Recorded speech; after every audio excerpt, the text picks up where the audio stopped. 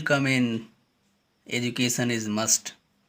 मेरे प्रिय साथियों, आज हम करने वाले हैं प्रश्नावली 6A, जो कि त्रिभुज चल रहा है कक्षा 10 का। प्रश्नावली 6A का क्वेश्चन नंबर 6। तो यार क्वेश्चन नंबर 6 करने से पहले क्यों ना कुछ डायलॉग बाजी हो जाए। तो चलिए शुरू करते हैं। तो अर्ज किया है, क्या अर्ज किया है?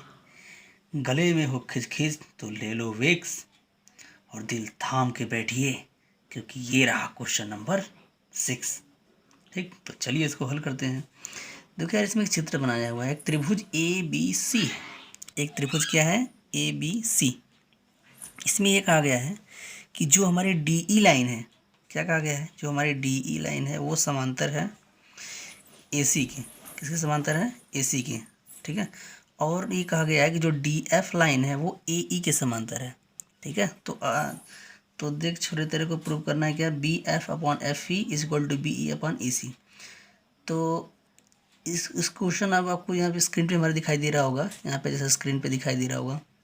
नहीं दिखाई दे रहा है तो अब आ जाएगा ये, आ गया ना? हाँ देखो इसको। तो चलो हम लोग इसको हल करते हैं। देखो सबसे पहले दिया है DE समांतर है AC के। तो हमने थेल्स का प्रमेय क्या पढ़ा था कि जब भी कोई, ठीक, तो DE AC के समांतर है। तो थेल्स का प्रमेय क्या कहता है कि जब भी कोई किसी त्रिभुज में ये भुजा के समांतर हो, कोई दो भुजा समांतर हो, तो उनका जो अनुपात होता है वो बराबर होता है। मतलब हम लोग क्या ले सकते हैं?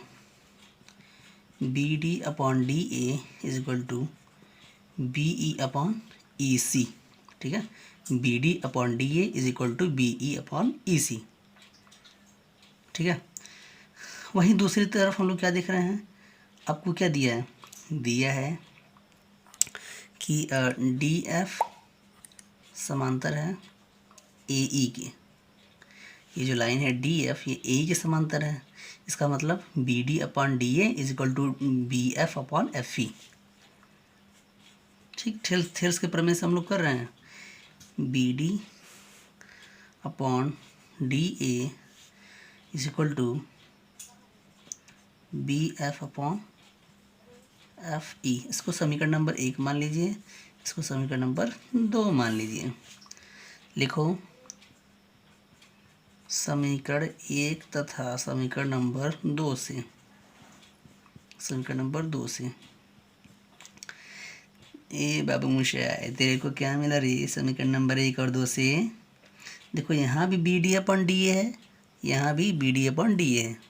तो इसका जो लेफ्ट हैंड वाला, जो समीकरण नंबर 1 और 2 का जो लेफ्ट वाला पार्ट है ये बराबर है, इसका मतलब राइट वाला पार्ट भी बराबर हो जाएगा।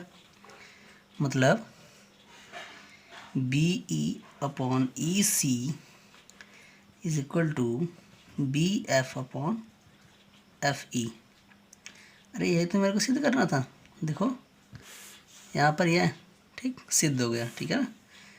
तो हेंस प्रूव्ड। हेंस चले यार, आ जाते हैं हम लोग क्वेश्चन नंबर 7 पे अपने। तो ये रहा क्वेश्चन नंबर 7। और क्वेश्चन नंबर 7 करने से पहले एक डायलॉग लेते हैं अपन। क्या डायलॉग है? कि लगी हो भूख तो खा लो दाल भात। ये क्या कह रहे हो सर? लगी हो भूख तो खा लो दाल भात। और देखिए सज्जनों, ये रहा आपके कंप्यूटर स्क्रीन पर क्वेश्चन नंबर 7। हाँ, तो देखो त्रिभुज दे दिया है PQR। इसमें जो DE है वो OR के समांतर है, और जो DF है वो OR के समांतर है। ठीक है, सॉरी, जो DE है वो OQ के समांतर है और DF OR के समांतर है। तो आपको प्रूफ करना है कि EF QR के भी समांतर होगा। मतलब जो EF लाइन है ये QR के समांतर है, प्रूफ करना है। तो चलिए सॉल्यूशन देखो, इसमें दिया है DE OQ के समांतर है, DE OQ के समांतर है और DF OR के समांतर है। तो सबसे पहले देखो, अगर देखो यदि DE समांतर है OQ के, ठीक है, ये जो लाइन है DE और OQ समांतर है, तो देखो PQO में, लिखो त्रिभुज PQO में हम लोग लिख सकते हैं कि नहीं? थेल्स के प्रमेय से भुजाओं का अनुपात है यार। PE upon EQ is equal to PD upon DO। समीकरण नंबर 1 मान लीजिए इसको। ठीक, और यदि वो दूसरा वाला जो समांतर दिया है ये DF समांतर है OR के, डी एफ ये और ओ आर ये समांतर है, तो हम लोग इसमें भी भुजाओं का अनुपात लगा लें। P F upon F R, माने ये P F upon F R is equal to P D upon D U. समीकरण नंबर 2 मान लेते हैं। तो यार ध्यान से देखो, क्या प्रश्न नंबर 1 और 2 में आपको ये वाले पार्ट सेम नहीं दिखाई दे रहे हैं? ठीक, जब ये बराबर होगा तो ये भी बराबर होगा। लिखेंगे समीकरण 1 तथा 2 से, समीकरण 1 तथा समीकरण 2 से। क्या मैं लिखने में टाइम वेस्ट कर रहा हूँ? मैं जानता हूँ तुम लोग कितने समझदार हो, लिखना तो पड़ेगा ही। तो समीकरण 1 और 2 से क्या, देखो ये बराबर है तो ये भी बराबर हो जाएगा। मतलब जो P E upon E Q है वो बराबर हो जाएगा P F upon F R. अब यार ध्यान से देखो, P E upon E Q, P E upon E Q बराबर P F upon F R, P F upon F R, यानी भुजाओं का अनुपात बराबर है, मतलब ई एफ और क्यू आर समांतर है। लिखो, इसलिए ई और एफ समांतर हैं किसके, क्यू आर के। ये कैसे आया समझ में आया ना? ठीक है, कैसे आया ये वाला? ये थेल्स के प्रमेय का जस्ट उल्टा है। ठीक है, थेल्स का प्रमेय क्या कहता है, किसी त्रिभुज में अगर ये भुजा समांतर हैं तो इनकी भुजाओं का अनुपात बराबर होगा, और इसका जस्ट में उल्टा मिल गया कि भुजाओं का अनुपात बराबर है, इसका मतलब ये दोनों भुजाएं क्या हैं, समांतर हैं। ठीक, तो इस तरह से ये वाला क्वेश्चन खत्म। चलते हैं अगले क्वेश्चन पे। तो चलो यार क्वेश्चन नंबर शुरू करते हैं 8। तो 8 करने से पहले मैं आपको एक डायलॉग सुना देता हूँ। तो डायलॉग क्या है, गाय दूध दे रही है, भैंस हो गई है ठाठ। ओहो, ये क्या बोल दिया, गाय दूध दे रही है, भैंस हो गई है ठाठ, तो देरी किस बात की। ये रहा प्रश्न नंबर 8 आ गया। ठीक, तो प्रश्न नंबर 8 में क्या दिया है इसको पढ़ते हैं हम लोग। किसी समांतर चतुर्भुज ए बी सी डी, तो मान लेते हैं कोई समांतर चतुर्भुज है ए ये। वाह वाह वाह वाह, सुभान अल्लाह, क्या चित्र बनाया है। मान लेते हैं ये है हमारा ए बी सी डी। ठीक, ए बी सी डी का विकर्ण बी डी, विकर्ण बी डी का मतलब है ये वाला विकर्ण। ठीक है, रेखा ए ई को बिंदु एफ पर प्रतिच्छेद करता है। रेखा ए ई को, अरे इसमें तो ए कहीं दिखाई नहीं दे रहा है, तो ए ई को बिंदु एफ पर प्रतिच्छेद करता है। ठीक, करता है जहाँ बिंदु ई भुजा ई पर स्थित है, सॉरी भुजा बी सी पर स्थित है। यानी जो बिंदु ई है बी सी पर कहीं इधर मान लो ऐसे है, यहाँ पर है, और ये भुजा आपकी ए ई हो गई। ठीक है, तो मुझे कैसे मालूम चला ई कहाँ पे है, क्योंकि क्वेश्चन में दिया ही है कि जो बिंदु ई है वो बी सी पर स्थित है। ठीक, अब आपको क्या सिद्ध करना है, अब आपको इसमें सिद्ध करना है बाबू। क्या सिद्ध करना है, सिद्ध करना है कि D F into E F is equal to F B is equal to A F into A. अच्छा, ये भी दिया है कि जो हमारा विकर्ण बी डी है ए ई को कहाँ पर कट कर रहा है, एफ पर, तो ये सिद्ध करना है। ठीक, तो चलिए। अच्छा, आपको यहाँ पे 2 त्रिभुज लेने हैं। ठीक है, कौन से दोनों त्रिभुज लेने हैं, एक तो त्रिभुज लेना है आपको त्रिभुज ए एफ डी तथा त्रिभुज ए एफ डी माने ए एफ डी ये वाला, और बी एफ ई में। ठीक है, इन दोनों को क्या करो, सर्वांग सम दिखा दो। क्या दिखा दो, सर्वांग सम। तो सर्वांग सम दिखाओगे, देखो ये कोण और ये कोण बराबर हो जाएंगे शीर्षाभिमुख कोण से। ठीक है, इसको हम लोग मान लेते हैं 1, इसको 2 मान लेते हैं, इसको 3 मान लेते हैं, इसको 4 मान लेते हैं। ठीक, ये कोण 2, ये 4, ये 3, ये 1। तो यार यहाँ देखो, क्या ये कोण 1 और ये कोण 2 बराबर नहीं होगा एकांतर कोण से। ठीक है, एकांतर कोण से बराबर हो जाएंगे 1 और 2। कहाँ 1 और 2, एक यहाँ पे है और 2 यहाँ पर है। और देखो, क्या कोण 3 कोण 4 के बराबर नहीं होगा शीर्षाभिमुख कोण से ना। बिल्कुल सही बोला मेरे भाई, शीर्षाभिमुख कोण से। बहुत चालाक हो गए हैं बंदे आजकल। तो इसलिए हम लोग बोल सकते हैं ये जो कोड ये वाला ये तो ऑटोमेटिक बराबर हो जाएगा इसके, ठीक है, क्योंकि जब किसी त्रिभुज में दो कोण बराबर होते हैं तो तीसरा कोण ऑटोमेटिक बराबर हो जाएगा। इसलिए हम लोग कह सकते हैं कि त्रिभुज जो AFD है वो समरूप है त्रिभुज BFE के, ठीक। तो जब कोई दो त्रिभुज समरूप होते हैं तो उनके जो भुजाओं का अनुपात है वो बराबर होता है, ठीक है। भुजाओं का अनुपात बराबर होने का मतलब है क्या,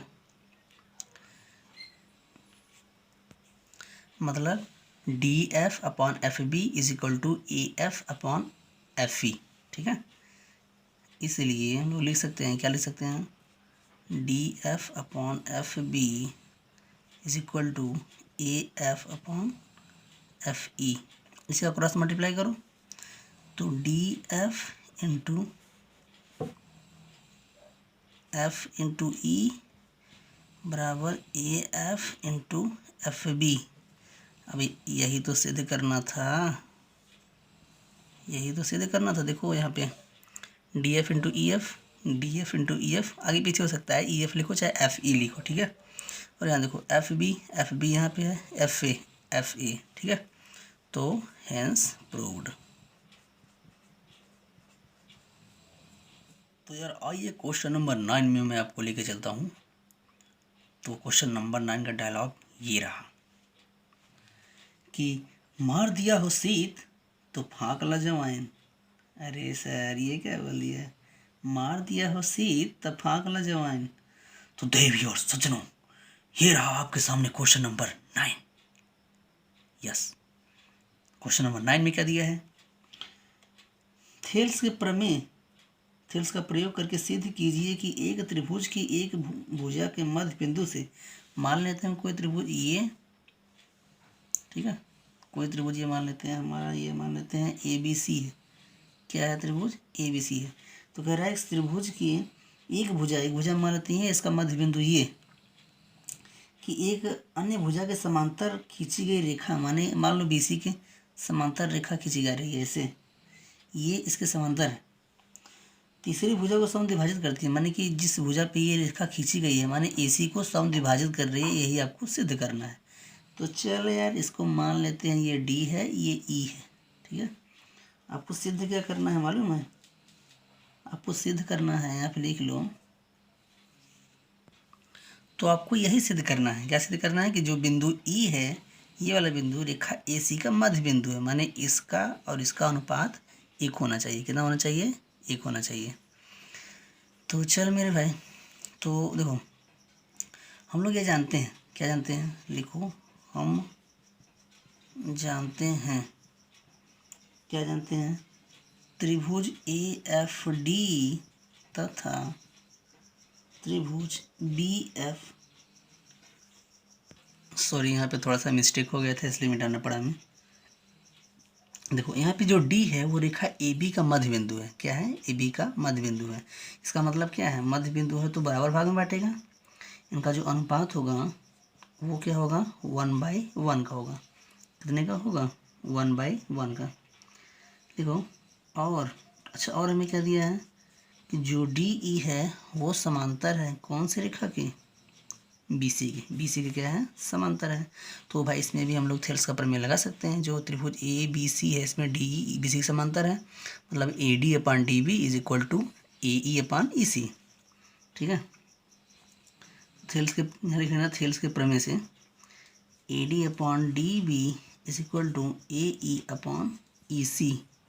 अरे यार लेकिन AD/DB हमें दिए है 1/1, तो यहाँ पर रख लो 1/1, 1/1 इज इक्वल टू AE/AC।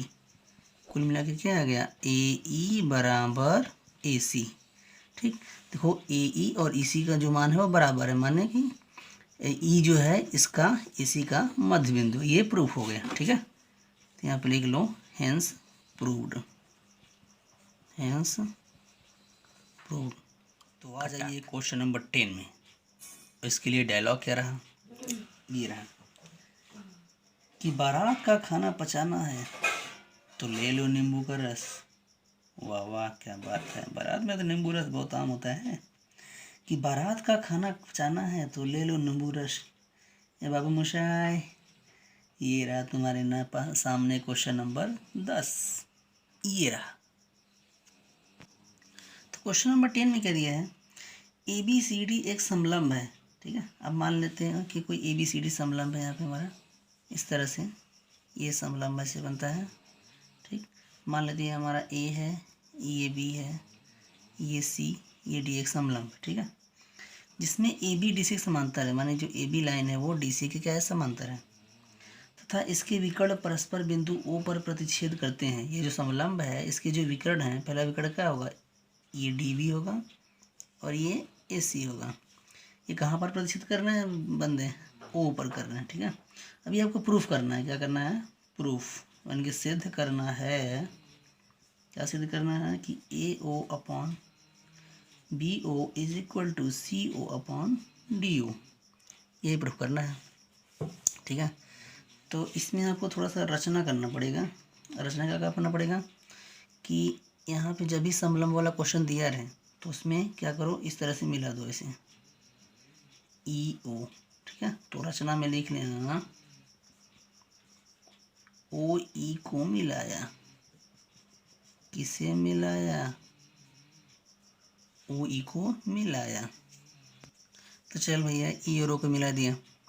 अब ध्यान से देखो, क्या जो EO है वो AB के समांतर नहीं है। देखो चूंकि EO लाइन जो है ये समांतर है AB के, ठीक है। तो देखो कोई त्रिभुज DBA में, ठीक है, DBA आपको त्रिभुज दिखाई दे रहा है, ये EO AB के समांतर है, माने इसमें थेल्स का प्रमेय लगा दो। किसका प्रमेय लगा दो, थेल्स का प्रमेय। तो भुजाओं का अनुपात बराबर होता है, हम जानते हैं थेल्स का प्रमेय। मतलब DE, ये वाला DE upon EA, DE upon EA is equal to DO upon OB, DO upon OB, समीकरण नंबर 1 मान लीजिए। और यार ये भी दिखाई दे रहा है हमें कि जो EO है वो DC के भी समांतर है। तो देखो त्रिभुज ADC में AE अपॉन ED क्या हो जाएगा, AE upon ED is equal to AO upon OC, AO upon OC। तो चलो यार इतना तो हो गया, ठीक है। अभी इसको देखो DE अपॉन E है तो इसको भी DE को ऊपर कर लो, तो ठीक है, DE को ऊपर कर लो और AE को नीचे कर लो। तो यहाँ भी इसको पलटना पड़ेगा, OC को ऊपर लेके जाना पड़ेगा और AO को ऊपर ले जाना पड़ेगा। समीकरण नंबर 2 मान लो इसको। देखो यहाँ DE upon E, DE upon E same है। तो देखो समीकरण 1 तथा 2 से, समीकरण 1 तथा समीकरण 2 से, समीकरण 1 और 2 से हमें क्या दिखाई दे रहा है, 1 और 2 से देखो यहाँ भी DE अपॉन E है, यहाँ भी DE अपॉन E है, मतलब कि ये वाला साइड बराबर हो जाएगा। इसलिए DE upon EA is equal to DO upon OB is equal to AC upon AO। अब देखो यार ये तो हमें निश्चित करना था, AO अपॉन BO, ये क्या हो रहा है, सॉरी यहाँ पे OC रहेगा, ओ यहाँ पे O लिखा है ना, OC, ठीक है। तो यही OC वाला है ये, ठीक है, ये E नहीं है, ये C है। तो ध्यान से देखो जो हमने सिद्ध करना था अपन को, देखो वो तो आने लगा, AO अपन BO रहना है, तो AO को इधर कर दो और DO को इधर कर दो, काम हो जाएगा। क्या करो, AO को इधर कर दो, AO upon OB is equal to OC upon इधर, इसको इधर लेके जाओगे तो DO हो जाएगा, ठीक। यही हमें सिद्ध करना था, देखो कितना आसान था, ठीक है।